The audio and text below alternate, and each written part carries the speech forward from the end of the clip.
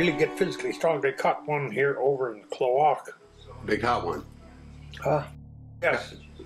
They caught one. It was it was a woman. She was only. You know that pretty good. Yeah. Go ahead. She was gone for quite a long time, and so she really got tough and everything else like that. And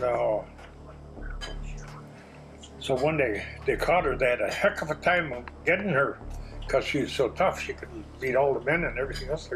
But they finally got her trapped and everything else, and they knew who she was, and then they were trying to bring her back, but they didn't know how to do that. So they tried everything they could. So they finally got a big tierce, you know, the big tierce about big as this table like that. They put nails all over it, and they stick out about this far on the inside. They nailed in and all over the inside, and they put her in there, forced her in there, and they shut the tierce closed. They put rock salt in there. Yeah, rock salt in there with.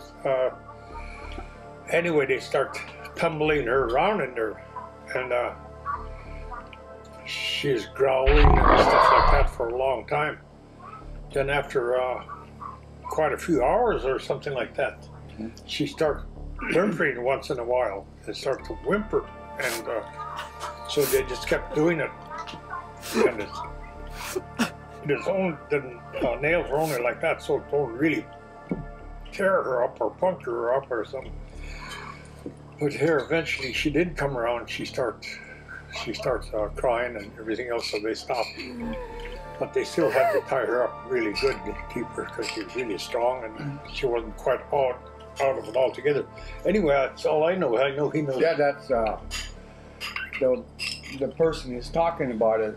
She was traveling on a boat out there by St. Philip's, and she went out to go to the bathroom, and apparently she fell overboard, and it was quite a while, and the guys found out she was missing, and they turned around.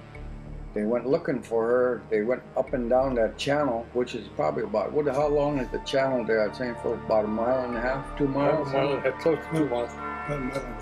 Yeah. A mile and a half anyway. They couldn't find her, so they went to Craig and they got a hold of my dad. My dad is a big man among the Tlingit people. And they got a hold of him, and he went and got a couple other guys, 3 or 4 other guys, and they went out there. It wasn't too long though, you know. It was right 2 or 3 days, but in just those 2 and 3 days, she got really. She would dive in and out of those Land-Otter holes, those holes that are that big. Wow. They have a lot of exits, you know, and she'd go in there and they would be chasing her, and they couldn't get her. She got too fast already in just that short time. And finally, when they got a hold of her, you interfere anytime, Kush, if I'm going a little off track on it. But when they finally were able to get her, you know, a normal woman, one guy could hold a normal woman, you know. But 2 and 3 guys in that 3 days, 4 days, they couldn't even hold her. They had a hard time holding her. They had to pile her. And then they had to do what he said. They put her in a big barrel, wood barrel. And they put those nails in there.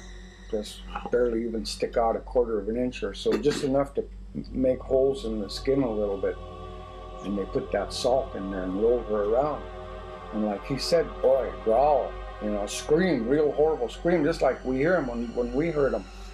It sounds like a woman getting murdered or a real big mountain lion or something like that. And she was doing that, and then pretty soon she started crying. So they knew that she was shocked back to reality again. Crying like a regular woman. Crying like a regular woman, and they got her out, and we all know who the people are, but we don't say names. Right. And she lived a normal life. And she lived a normal life after that.